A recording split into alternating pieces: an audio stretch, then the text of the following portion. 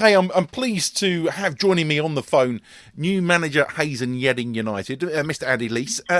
Hello, Andy, and welcome to Hayes and Yeading. We saw from the club announcement you've watched the side recently, and I believe met the players for the first time last night at training. We're all under no illusions as to the task ahead, but even in your long, illustrious career, these are a big 6 games ahead. Oh, thanks, Tim. That's a very, very generous introduction. Yeah, they are. They're massive. And I think a couple of people have said to me today, you must be mad. But listen, I would not have taken the job if I didn't think there was, the chance of getting out of it. I think, we need 9 or 10 points to be safe. I wouldn't have taken it if I didn't think the squad was there. Yes, I watched Friday and Monday, and I was mightily impressed with the group. And I've been more impressed with what's behind that group that turned out Saturday and Monday. There's a good, solid, talented squad there. And for whatever reasons, and I'm not going to any forensic analysis on why we're 36 or 38 and 36 games in.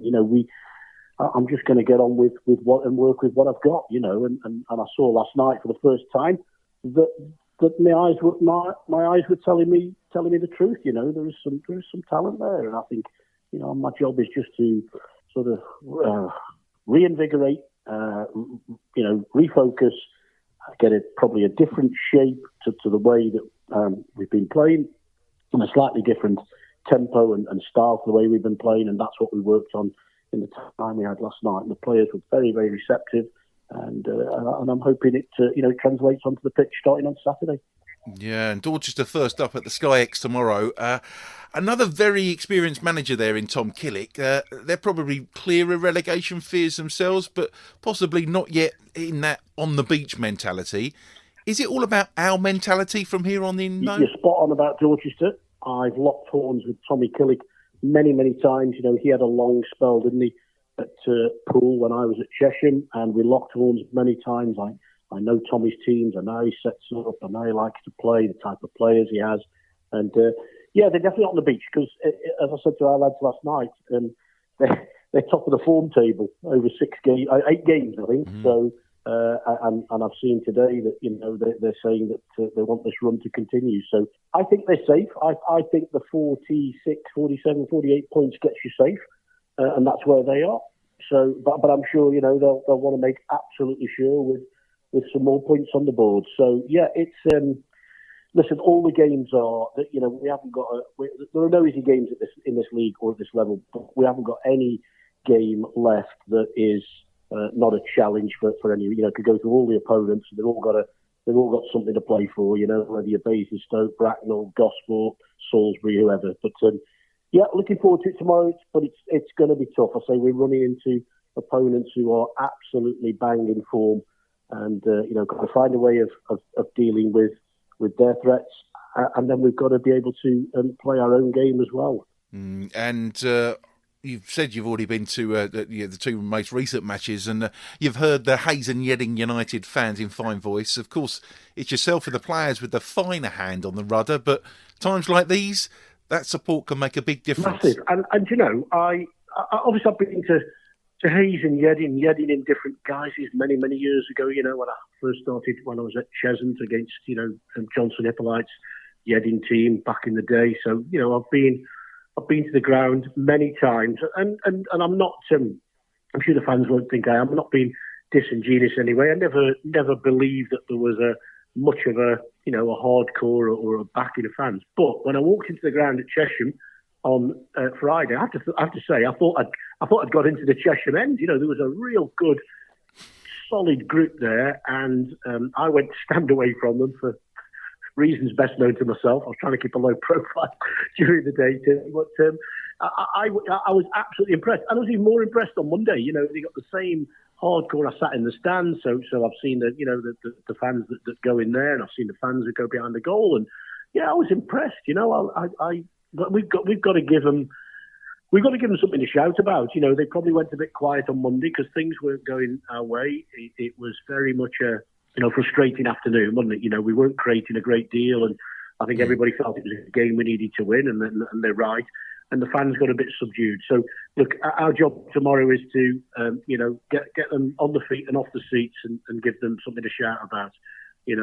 Whether that's how we play, whether that's creating the chances, or whether it's just how we defend, I don't know. But we're going to need that backing, and I'm told that a good number of them follow us away, which is great. I really like that as well. So, we're in it together. I really like to bond with the fans if I can, and I know the players will. And I've said to them, we've got to wear that badge with the sort of privilege and responsibility that it brings, starting tomorrow again. I'm not saying we haven't so far, but you take my point, Tim. This is what I'm calling. I took the job and it was 25 days to save the season. I think we're down to day. I think we're 22 days and counting now.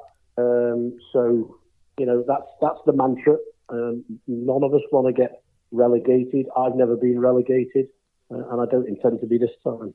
Yeah, so we literally are all in it together, and we got Basingstoke on Tuesday too. So how important is it for you that there's 2 home games to kickstart your time here, playing on the famous carpet, of course? Because I think fans again will be pleased to hear that you like your teams to play the ball around when they can. I do when they can. Yeah. Circumstances dictate, and I've said that wherever I've been.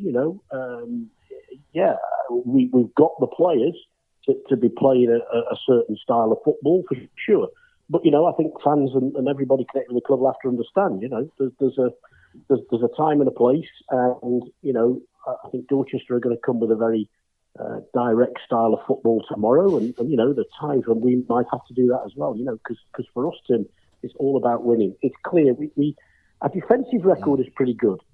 I've been amazed at the league table. It's slightly strange down the bottom there.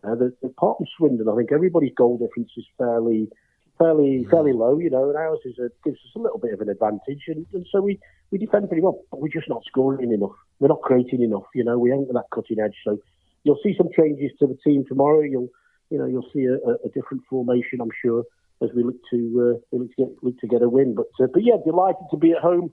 Got to make home advantage count. All those reasons we just said, Tim, whether it's the fans and the way we play, and the playing surface will help us massively as well. So we need to get those wins before we get on the road again.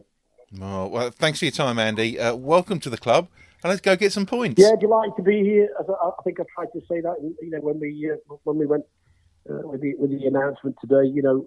I was approached and asked to come in, and I've been absolutely delighted with what I've seen and found, and the hard work started last night. So really looking forward to tomorrow. Try and meet as many people as I can, try and engage and see as many of the supporters as I can. But there's a big job for us to do from 3 o'clock onwards